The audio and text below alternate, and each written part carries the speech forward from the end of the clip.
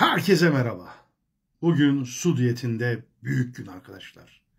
7. günü tamamladık. Allah'ın izniyle. Bu video niye önemli?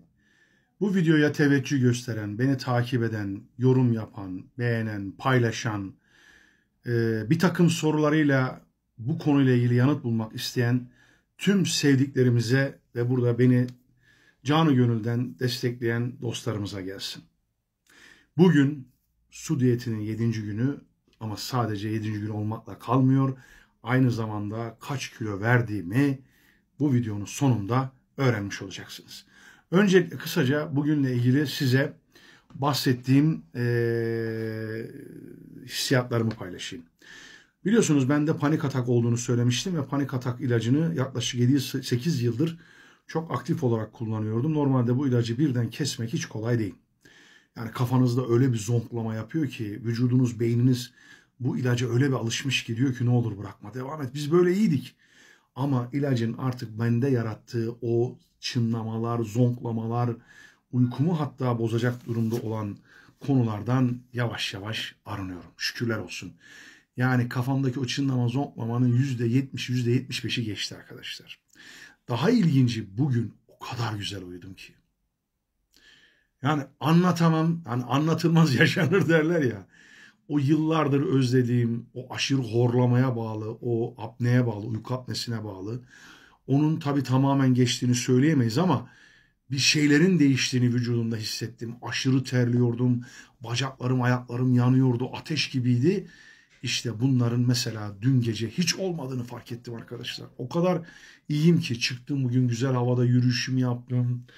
İhtiyaçlarımı hallettim. Bir takım halletmem gereken işler vardı ve enerjim inanılmaz bir şekilde gitgide artıyor. Onun dışında evet, benim gibi gastrit ve midede ciddi helikobakter sorunu olanlar için bu çok iyi geçmiyor. Ben her zaman her şeyi doğruları anlatmak zorundayım. Midemle ilgili yaşadığım sorunu sabırla, büyük bir azimle, hiçbir şekilde ilaç kullanmayarak, ki bahsettiğim bütün ilaçları bırakmış bir kişiyim, vücuduma o ilacı vermiyorum. Nedir o ilaç? Mide koruyucu. Mide koruyucunu vermiyorum ve otofaji sistemine, yani bağışıklık sistemine inanıyorum ve diyorum ki vücuduma git burayı tedavi et. Etmek zorundasın. Seni bu yüzden aç bıraktım. Bu yüzden su diyeti yapıyorum. Yıllarca evet ben sana kötü davrandım. Evet haklısın. Ağrımakta, sızlanmakta, yanmakta haklısın. Ama ne olur kendini tedavi et. Çünkü kullandığım ilaçlar beni tedavi edemedi. Bunun dışında marul yemeye devam. Her şey yolunda. Keyifler yerinde. Tabii su diyetinin bende yarattığı en büyük olumsuz etkilerden bir şey daha söyleyeyim. Benim gibi kilolu, canı sıkıldığında, morale bozulduğunda sürekli bir şeyler yiyerek o açığı kapatmaya çalışan kardeşlerimizi burada beni izlerken bulur gibiyim. Canımızı biri sıksa, bizi biri üzse, kötü bir haber alsak, istediğimiz sonuçları almasak ne yapıyoruz arkadaşlar bizler? Yemek yiyoruz değil mi? Daha çok yiyoruz değil mi? Daha hızlı yiyoruz değil mi? Abur cubur yiyoruz değil mi? Tatlıya abanıyoruz değil mi? İşte arkadaşlar, su diyeti insülin direncimizi kıracağı gibi duygusal açlığımı da yavaş yavaş ortadan kaldırıyor. Mesela dün çok canımı sıkan, benim özel hayatımda bazı keyifsiz durumlarım oldu. Eğer su diyeti yapmıyor olsaydım muhtemelen, yani biraz kaba olacak ama, hayvan gibi yerdim herhalde.